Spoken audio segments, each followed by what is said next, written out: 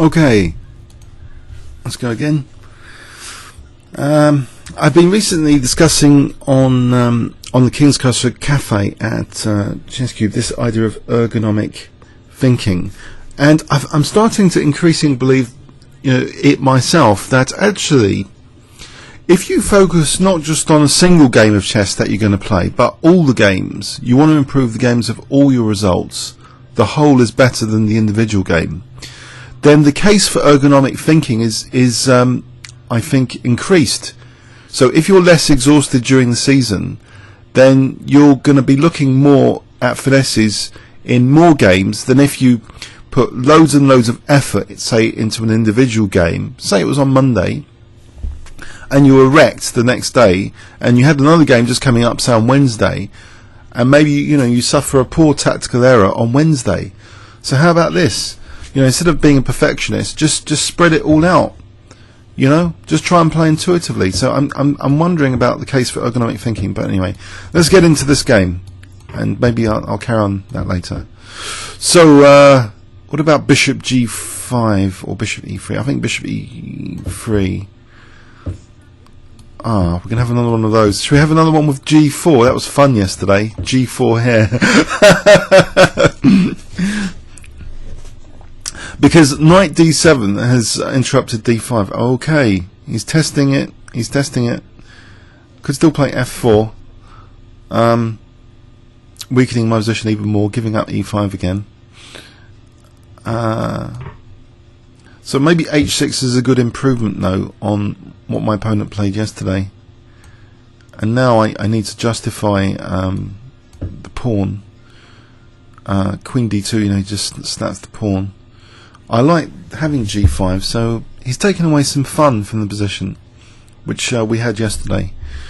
Is he still going to victimise the c4 square? b5, knight b6. That's the other question now. This c4 and that semi-open c file is black's trump. Favourable imbalance trump, like trump card. But okay. So g4, I could let that go here. I think I'll just castle.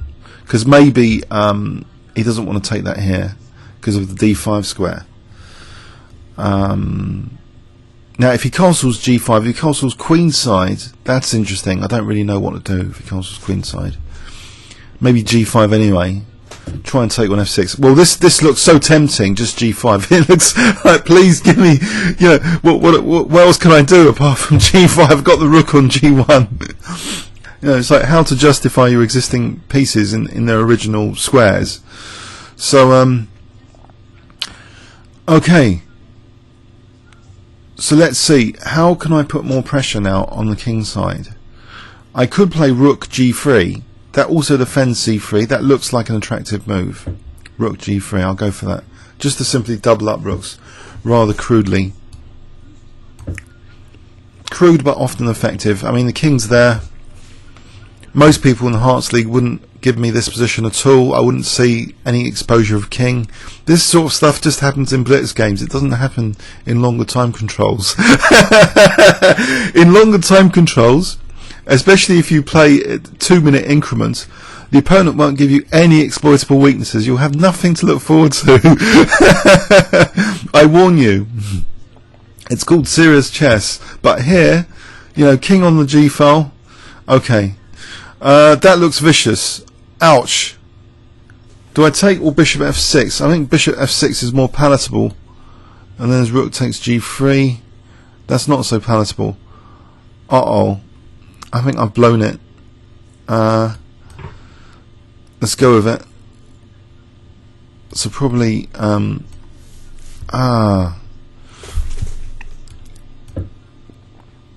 just going down the exchange again. Yet another game I'm going down the exchange. So knight g3. Oh, there's no check on c1, so maybe bishop e7 first, then queen g3. Still, oh! Yeah, okay, that's another way of just being the exchange up. I'm threatening rook g6 here, though. So maybe queen f6, that extinguishes that. Uh-oh.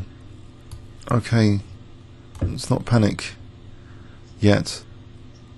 So again, I don't know, knight d4.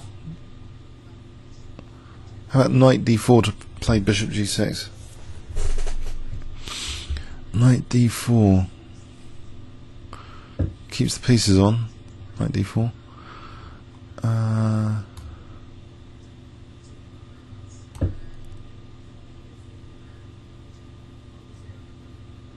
Oh, I've just realised actually, knight d3 is actually threatening queen f1 after, so I have to take the pawn. So this gets worse and worse. Because queen d3, queen g5. Okay, great stuff. So maybe bishop e2. Now he's threatening bishop a2 in some lines if he moves the knight. Great.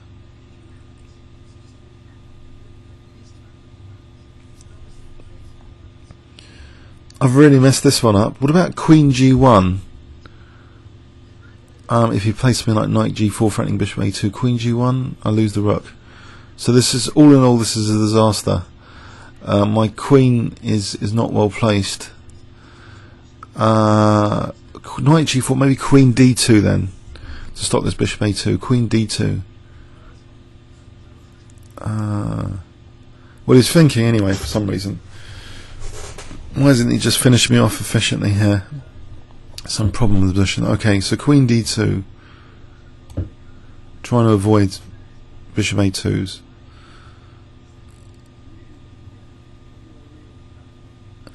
Do I try, maybe move b3 is better than a3 because the bishop's on that my pigeonhole. So b3, try and win on time, I think. Actually, isn't knight takes e6 threatened here anyway? Bishop takes g4. Or rook takes g4. Knight takes e6 is a threat.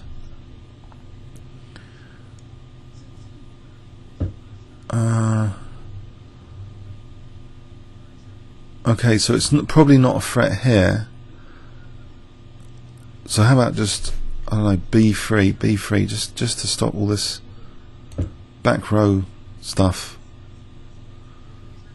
for a moment. Taking his time.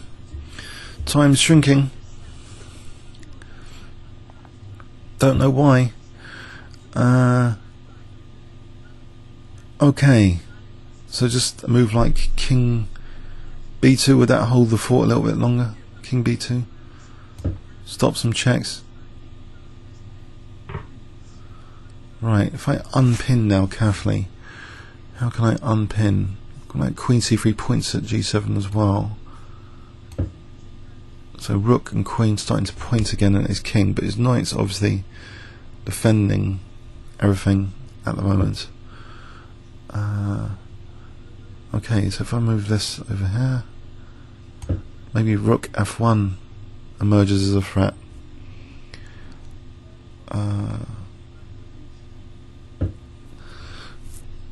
Okay, maybe constrain these queenside pawns for a moment with a5, changing the subject totally away from his king, given that the diagonal's blocked. But potentially, you know, he's just slowed down. I don't know why he slowed down, and now he's giving me the diagonal. Why is he giving me this diagonal temporarily? Okay, that's not a big deal here, is it? Is it? No, I think I want to keep pieces on, given he's moving so slow.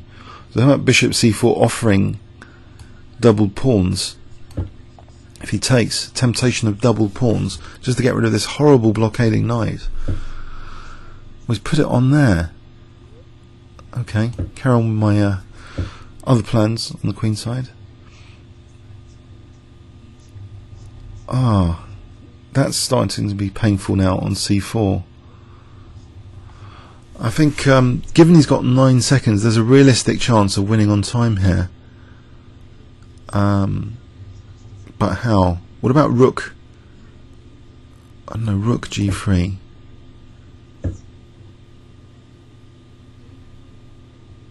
Okay.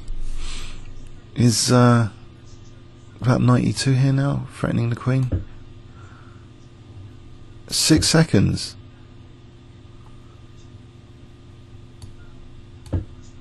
5. Oh, now the pain, and he's off for the draw. I can't really take it because he's so short on time. I don't think I can do that.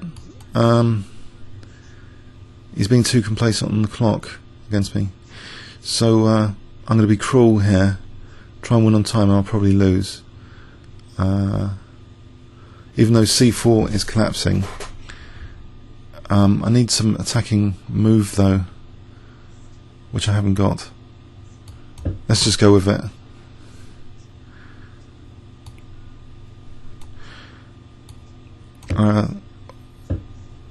Let's block this diagonal. Maybe play rook f2. He's giving up his queen.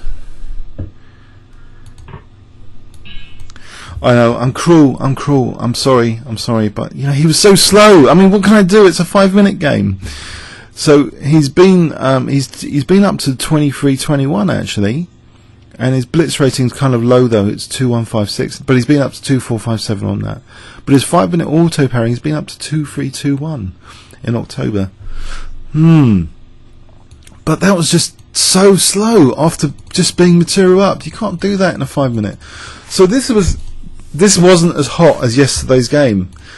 A lot of things made it much colder. This h6 in particular, I've fallen in for his designs here, and he castles right into it, giving me this seemingly attractive g5 move. But maybe, I don't know, is rook g5 an improvement? Probably not. No, rook g5 would be an improvement, wouldn't it? Because then when doubling rooks he'd have to play knight g6. So here it seems this rook c3 is very, very powerful. So while I was chatting, I ignored rook c3 at my peril. So he's had it here as well. You know, rook takes c3 is powerful, not just in the Sicilian dragon, but here. Whoops. So I'm clearly just lost now and struggling. But he's just slowing down to the point where I think I can just win on time. Okay, not good, not good. Comments or questions on YouTube? Thanks so much.